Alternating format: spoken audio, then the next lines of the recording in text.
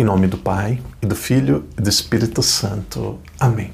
Queridos irmãos e irmãs, sejam muito bem-vindos hoje para mais um dia de reflexão. Se você nos acompanha quando este vídeo ele está sendo postado, se você nos acompanha desde o dia 1º de janeiro, hoje nós estamos no dia 19 de janeiro. Rezemos juntos. Pai nosso que estais nos céus, santificado seja o vosso nome. Venha a nós o vosso reino, seja feita a vossa vontade, assim na terra como no céu. O pão nosso de cada dia nos dai hoje, perdoai-nos as nossas ofensas, assim como nós perdoamos a quem nos tem ofendido. E não nos deixeis cair em tentação, mas livrai-nos do mal. Amém.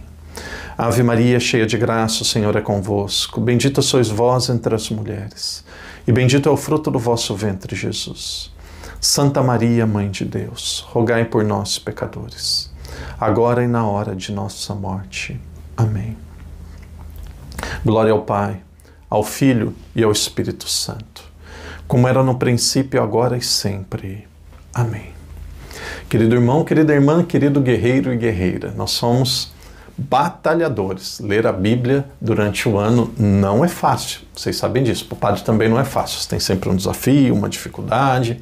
Às vezes eu cheguei até a pensar assim, quem sabe vamos fazer só o áudio. Não, nós temos o áudio de vez em quando para vídeos especiais, para resumo, para catequeses do padre. Catequeses assim um pouco para resumir ou para aprofundar algum tema. Mas eu quero olhar nos olhos de vocês e fazer todos os dias o vídeo. Então nós vamos pedir essa graça até o fim.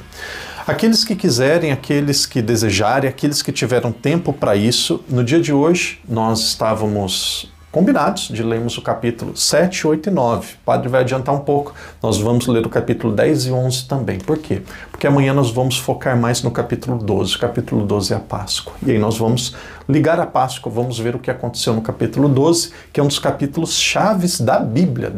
Merece um dia só para o capítulo 12. Então amanhã nós vamos focar mais no capítulo 12.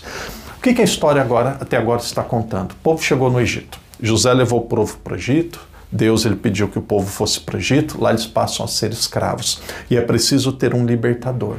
O libertador dos hebreus, ele vem da tribo de Levi, da tribo dos levitas. Ele, de repente, foi encontrado no rio, e aí ele se torna como se fosse um filho da filha do faraó. Esse é Moisés.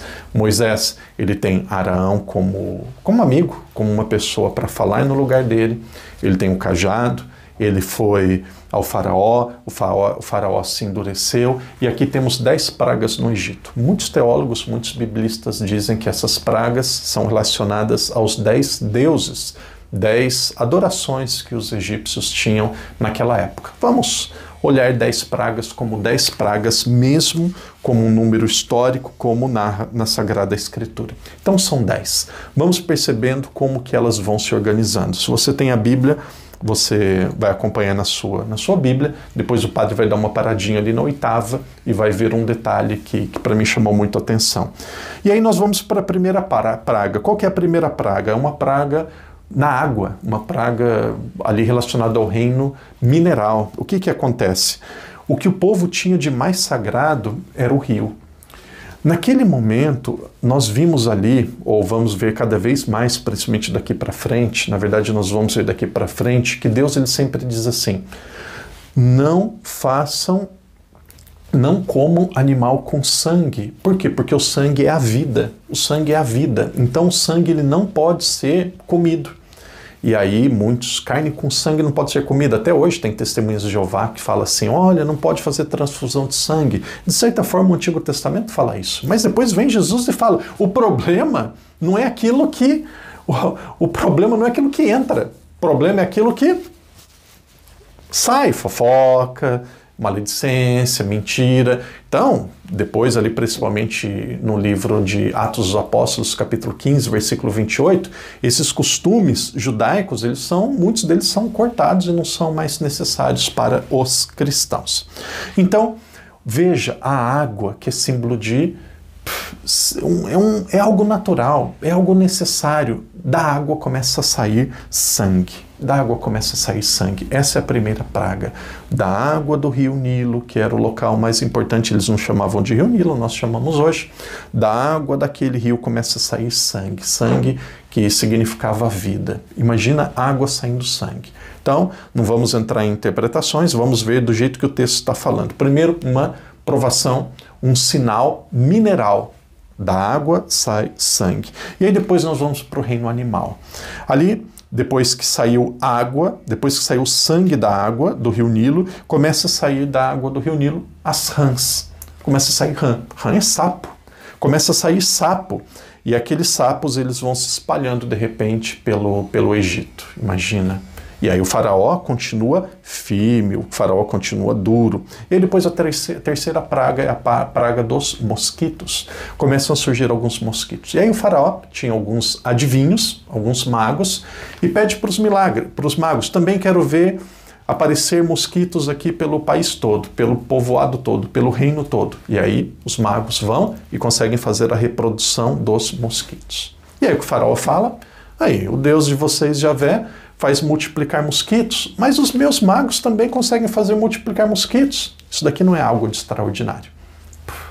E aí vai para a quarta praga. A quarta praga, como vocês podem ver no texto de vocês, vamos só confirmar aqui, no meu texto aqui, pelas anotações do padre, a quarta praga é a praga das moscas.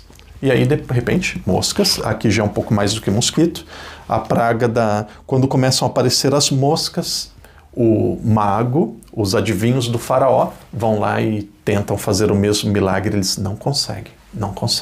E aí os magos, os adivinhos falam assim para o faraó, esse daqui realmente é um sinal de Deus. Esses daqui são realmente pessoas diferentes. Então o faraó podia já ter encerrado aqui nessa quarta praga e ter dito assim, aqueles magos disseram, isso daqui é dedo de Deus. O faraó podia dizer assim, então estão livres, é dedo de Deus. Quarta praga, o faraó diz assim, não saiam. Endureceu ainda mais o coração. Aqui era preciso ir para a quinta praga. E a quinta praga foi a praga do gado. O gado no país todo, no reinado todo, começou a morrer. Imagina o gado morrendo, perda de leite, perda de alimento, várias coisas. Então, começou a ter a perda do gado. Tanto a praga, ou acho que a palavra é essa mesma, a praga quinta e a sexta são muito parecidas. Se vocês puderem, quem tiver tempo, vai fazendo um paralelismo entre a quinta e a sexta. A quinta praga foi a praga no gado. A sexta praga foi a praga no ser humano. As pessoas começaram a ter úlcera. Os homens começaram a ter úlcera. Então os gados morriam. Os homens ficavam muito enfermos e tinham úlcera. Tanto a quinta quanto a sexta praga é muito interessante. Quando a gente lê as duas em paralelismo, uma do lado da outra, parece que tem muita coisa em comum. E aí, a sexta é a do gado, o gado morre, mas na quinta e na sexta os homens sentem esta úlcera e essa dor enorme no corpo. Depois nós vamos para a sétima. A sétima merece muito a nossa atenção, é a praga do granizo. E aqui foi algo tão forte, deve ter sido algo tão intenso, que aparece 14 vezes a palavra granizo.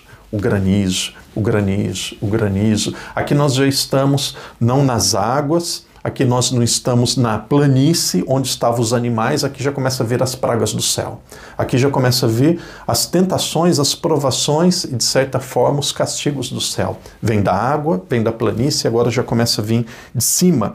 Então aparece ali várias vezes, aparece 14 vezes a palavra granizo. E veja, no Egito, ali no deserto, não é comum raio, trovão, esse tipo de tempestade do jeito que aconteceu. Então aqui é um fenômeno que era totalmente diferente daquilo que as pessoas viviam.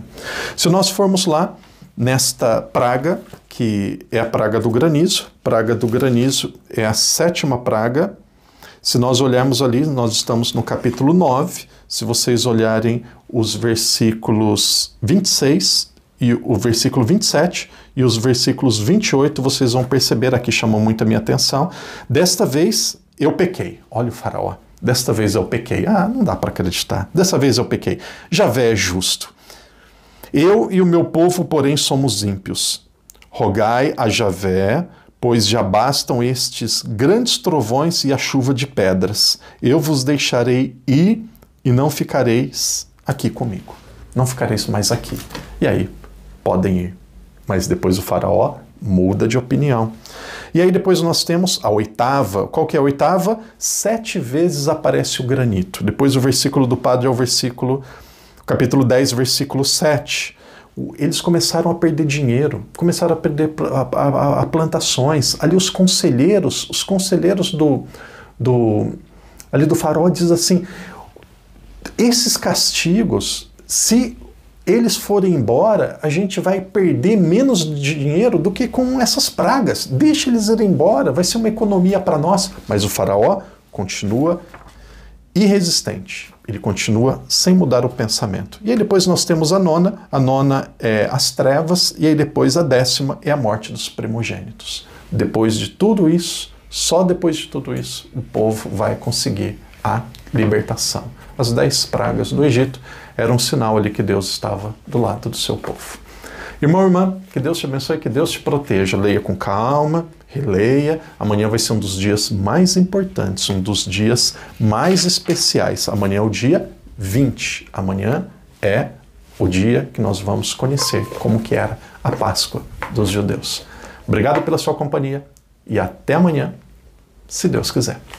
Em nome do Pai, e do Filho e do Espírito Santo. Amém.